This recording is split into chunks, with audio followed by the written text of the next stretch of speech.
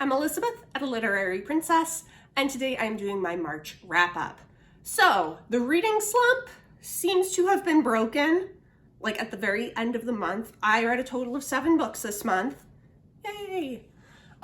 Literally they were all in the last week and a half. It's fine. So, really weird month. Only 3 of them are physical books. The others were audiobooks or on my Kindle. Let's jump into it. First up, I read at the very beginning of the month, and I read it very quickly. This is Writing Your Dissertation in 15 Minutes a Day by Joan Bolker. I was reading this because I am finally getting into my dissertation. Yay! So I'm working on the prospectus right now. This gives helpful advice on how to actually start writing your dissertation and getting it done in a reasonable amount of time, which is something I struggle with. My writing process is absolute crap, and I know that. And so I'm like, Joan Bolker, please help me. And I found this very helpful. I gave this 4 stars. And then I was struggling with multiple books for weeks at a time and did not finish anything until it was time to go to the Northeast Modern Language Association conference in Niagara Falls this year. It was an 8-hour car drive, and I was like, you know what? Audiobooks. And audiobooks came through and broke the reading slump.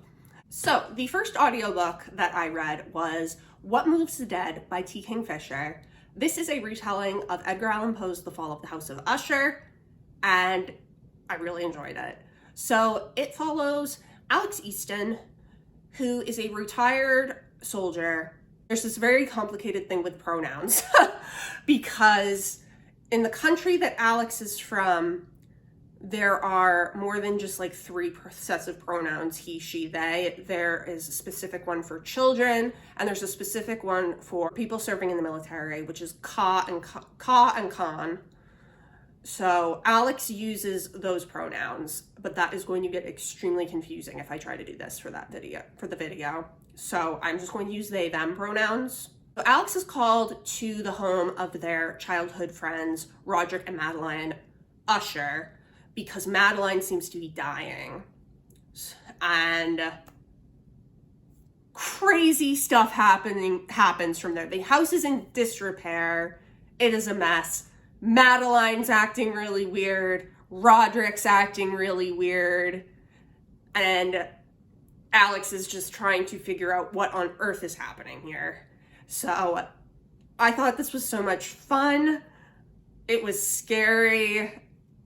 It was just great. The audiobook was really great. The narrator was Avi Roque. I don't know if that's how it's pronounced, R-O-Q-U-E, who did a fantastic job. And it was overall such a good time. Next up was another physical book, and this was just a quick reread because I was teaching it. This is A Room of One's Own by Virginia Woolf. I've read this multiple times before. I was using it to talk about the woman question in the modernist era. It's Virginia Woolf's essay on women writers and how women need money and a room of their own in order to write fiction. So this was great. I gave this 4 stars this time around. I feel like I flip-flop between 3 and 4 stars with this. Sometimes I'm 3 stars, sometimes I'm 4 stars. So this time around it was 4 stars, but quick reread, very enjoyable. Next up was another audiobook. This is Lost in the Moment and Found by Shannon McGuire. It is the 8th book in the Wayward Children series, and as I said, it was an audiobook. It was narrated by Jesse Valinsky, who did a great job. This was my favorite book of the month. I love this series so much. It is focused on children who go into portal worlds like Narnia or Wonderland and then come back. So what's fun about this is the odd-numbered books are kind of the main plot of the series and happen after the children have come back, but the even-numbered books focus in on one child and their experience in the world before they have come back and gone to this special school for children that have been to portal worlds. So this was an even-numbered book, and it was focusing on Antoinette, or Antsy, who goes into, I forget if there's an actual name for the world, but it's basically a shop of lost things. In that shop, doors to different worlds open, and she is able to go into the different doors into other worlds for a little while and look around. This was so good. Oh my God. I feel like every time I'm like, such and such book is my favorite of the Wayward Children series, Shannon McGuire comes in with another one and is like, bam! This was so good. So Auntie's father dies in front of her in Target. That's not a spoiler. It's the first chapter. And then after that, her mother remarries, and there is something not quite right about her new husband that ultimately leads to Auntie feeling she needs to run away. This was so emotional. This was so good. I just loved it so much. I will say this series is always dark. Like, there's murder in the first book. There's always been a lot of death and a lot of traumatic things in this series. This one is particularly dark, and there's not a lot of happy moments, whereas in the other ones we get more of the happy moments. This one's dark.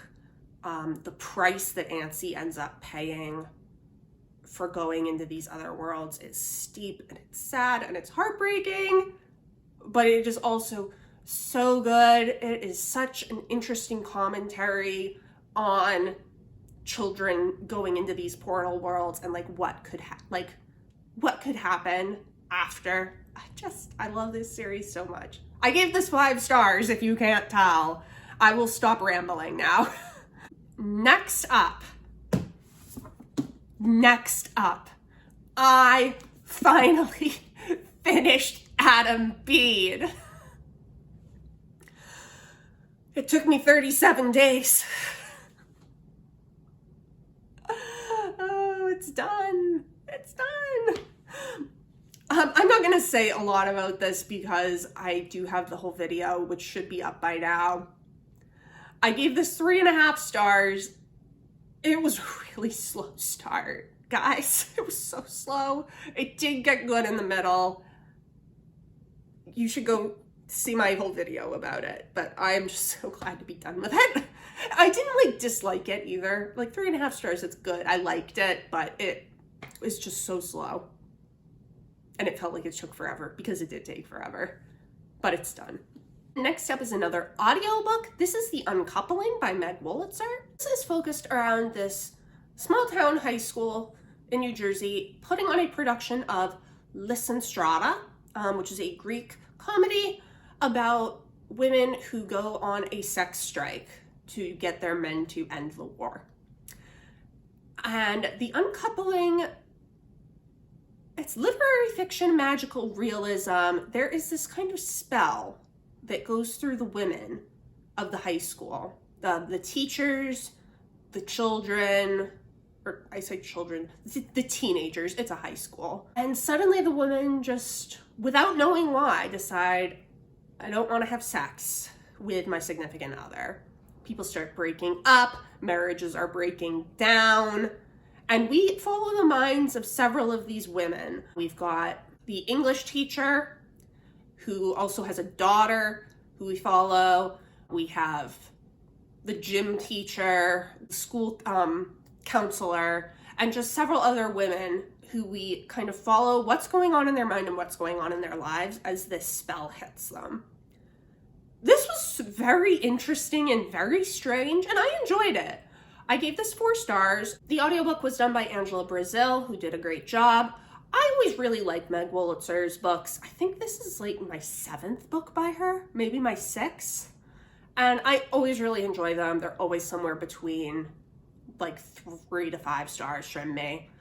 So really glad that I got to read this one. And then finally, we had my Fairy Tale Friday pick of the month, which was The Seventh Bride by T. Kingfisher. T. Kingfisher makes an appearance again. And I'm now solidly into her books. This is a retelling of Bluebeard. I had a lot of fun with it. Very quick, very easy to read. It's It's young adult, I would say, but it's got some horror, creepy elements, which I appreciated. I gave this 4 stars. I'm not going to say much more about it because I am going to have a whole video on it that will come out at some point. So, those are the 7 books that I read in March. Let me know down in the comments below, what did you read in March? Have you read any of these books? What did you think? It has been great chatting with you. I will see you soon. Bye.